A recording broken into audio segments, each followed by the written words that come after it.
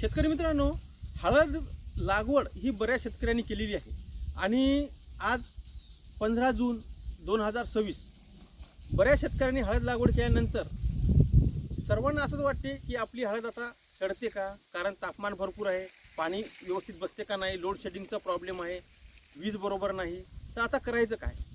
कुणाची हळद सडणार नाही, फक्त एकच पर्याय आहे त्याला, ते म्हणजे आपण पाणी बंद करू नका.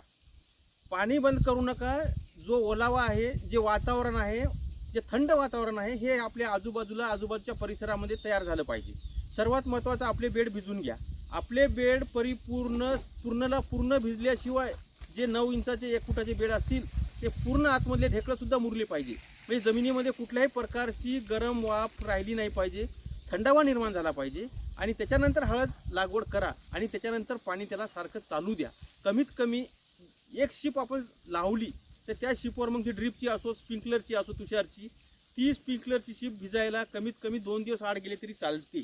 त्याच्यानंतर तिथं शिप आली पाहिजे, कारण तेवढा वातावरणातला बदल जो आहे उष्णतेचा, हा तो सहन करू शकते.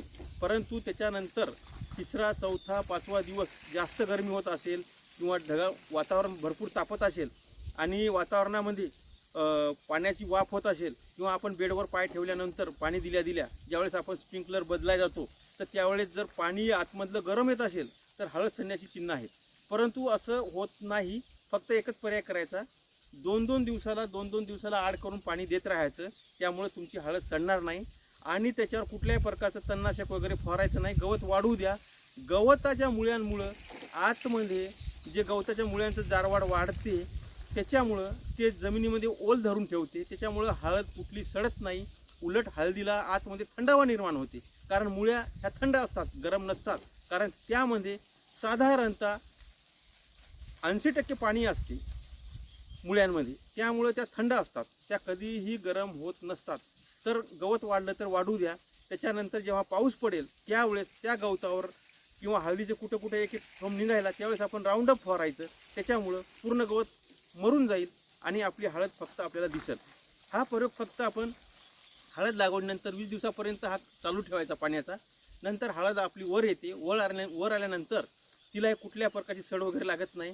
तिला नंतर मग 4-5 दिवसाला पाणी दिलं तरी चालते. आणि जर ड्रीप असेल तर पहिले अंथरून घ्या, नंतर बेड भिजवा, नंतर तुम्ही चांगल्या प्रकारे हळद लागवड करा. जर ड्रीप नसेल तर आपण सर्वात महत्त्वाचं काय करायचं, तर आपले बेड स्प्रिंकलर जे तुषार आहे यानं भिजवायचं. पण ते परिपूर्ण भिजल्या जात नाही, फक्त 3 इंच भिजल्या जाते. आपण 4 तास स्प्रिंकलर चालू एका जागी ठेवलं तरीही, कारण वरचा पापुद्रा जो 3 इंचाचा भिजते, त्याच्यानंतर तिथला तो भाग कडक होतो. कडक झाल्यानंतर तिथला पाणी जे आहे ते नालीमध्येच असते. आपल्याला वाटते परिपूर्ण बेड भिजत नाही. आतमध्ये ढेकळं तसेच राहतात. आतमध्ये तुम्ही हात घालून पहा, गरम वाफ येते आणि आपण जर तशा अवस्थेमध्ये हळद लावली तर हळद सडते. तर त्यासाठी आपण सर्वात महत्त्वाचं काय करायचं, तर आपली हळद लागवडीपूर्वी 3 तास स्प्रिंकलरनं पाणी भिजवायचं. त्याच्यानंतर 2 दिवसांनी परत तिथंच पाणी 3 तास भिजवायचं. त्याच्यानंतर परत 3 तास भिजवायचं, म्हणजे पूर्ण बेड भिजला जाईल. त्याच्यामुळं आपण नंतर हळद लावली तर सड होणार नाही. आणि ड्रीप असेल तर ड्रीपसुद्धा असंच करायचं, परिपूर्ण 4-4 तास 3 वेळ भिजवायचं, 2-2 दिवस आड करून नंतर हळद लागवड करायची. आणि आपल्या हळदीच्या बेडमध्ये पाणी जर साचलं तर ते साचलेलं पाणी आहे हे साधारणतः मुरलं पाहिजे, म्हणजे ते दिसलं नाही पाहिजे. अशा वेळेस 2 दिवसांनी परत आपण त्याचं पुन्हा तुषार लावू शकतो. हळदीला काही होणार नाही, सड होणार नाही. फक्त तुम्ही हा प्रयोग करा.